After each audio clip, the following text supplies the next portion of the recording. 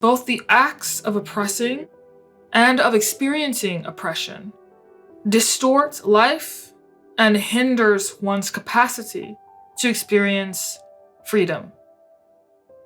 And since it's Black History Month, I want to talk about this. I want to talk about how this weighs on the Black experience, on the white experience, on the American experience.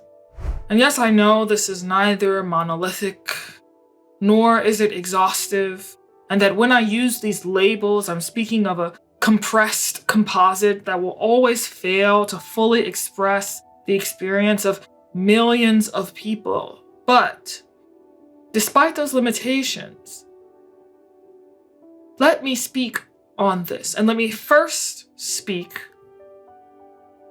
to the experience of those of us who are descendants of slaves that were kidnapped from West Africa, brought to the United States during the Atlantic slave trade.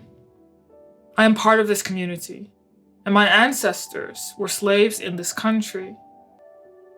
I recently made a post on Twitter that is worth restating here. I wrote that there is no legislation that can be passed, no slogan that can be memorized, no reification of race, nor deracialization of race, no funding of the police, nor defunding of the police that can replace the necessary, messy, and painstaking work of healing trauma. That trauma does not get released and has not been released merely because of the Civil Rights Movement, or because of the 1964 Civil Rights Act, or because of Brown versus the Board of Education. Trauma, which is embodied, which is stored in the body, does not get healed through legislation. And it's true that legislative measures can provide the space for the healing to take place. It is not the same as the healing itself. And the healing process is messy and long and complicated.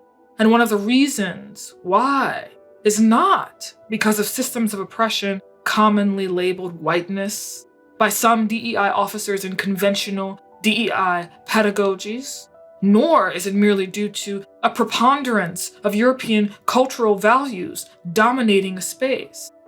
Indeed, it is often the case that the desire to dominate space is itself evidence of some insecurity that hasn't been fully owned or processed, which is then projected onto marginal communities. This defensive mechanism is not the exclusive property of the white man, but one which we all share in common as human beings due to the most entrenched, most systemically oppressive institution of all. Any guesses on what that institution is? I'll give you a hint. It is older than the church. Indeed, it is older than religion itself. It is older even than our conceptualizations of time. Any idea what I might be describing? You. I'm describing you. And I'm describing me. Consider that all of us, all of you watching right now, every single one of us, contain what's called an autonomic nervous system. That system is 600 million years old. And that system is composed of two parts. The sympathetic system, which is biased to see the world as either an opportunity or a threat. And the parasympathetic system, which is biased to see the world as completely safe, as completely at rest.